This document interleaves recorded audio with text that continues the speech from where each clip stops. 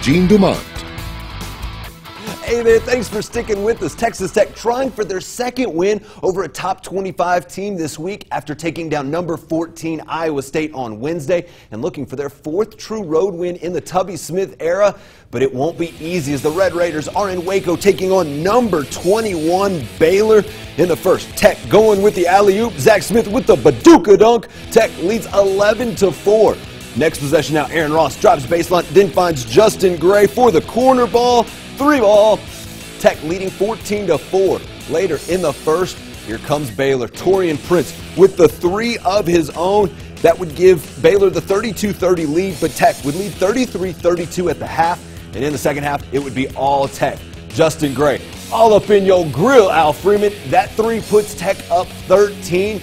Then it's Keenan Evans with the three over Lester Medford to put Tech up 57-41. But how about Zach Smith showing the touch to beat the buzzer on the jumper? That gives Tech the 18-point lead. So yeah, the bench having plenty to celebrate tonight. Gotta love Jordan Jackson, man. That kid is a character, and I would say with President's Day coming up, maybe make him student body president. We'll see. Tech wins 84-66, their first time beating ranked teams in consecutive games since 2007. Meanwhile, here in the Hub City, it's been a really busy day, especially over at LCU where it was homecoming. So let's head over to the Rip Griffin Center. Coach Gomez and the Lady Shaps can clinch a regular season title with a win over Rogers State, still undefeated. Late in the third, Lady Shaps swinging the ball around the yard. Aaliyah Harris drives and knocks down the jumper. LCU up 65-30. Now head to the fourth. Lady Shaps aren't slowing down. Claire Bruffy, silky smooth jumper for three. Lady Shaps up 73-30. And they go on to win by a final of 89-41, clinching that regular season Heartland title.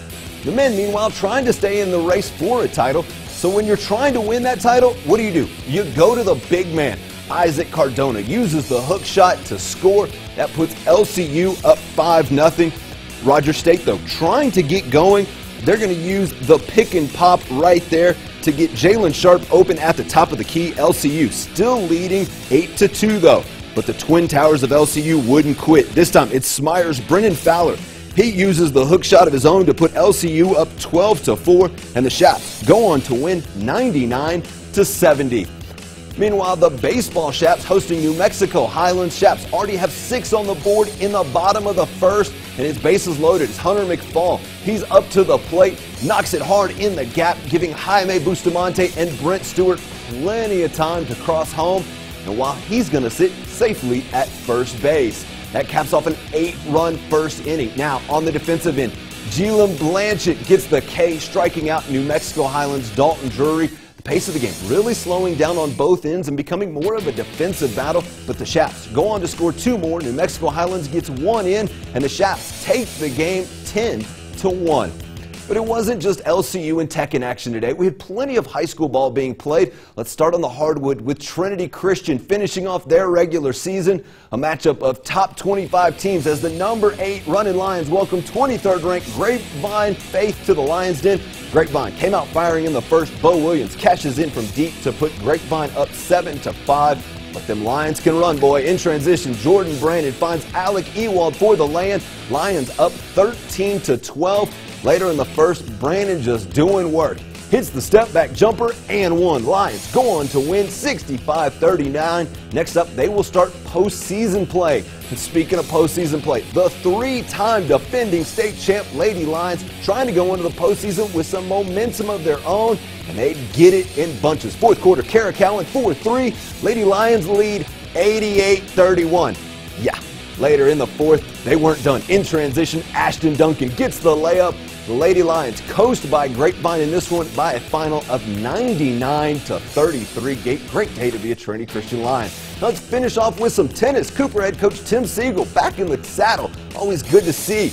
Beautiful day for some tennis, though. Thank you, Leah. The Pirates were visiting Lubbock High today, but this matchup would go to the Westerners, and they would go on to win 13-10.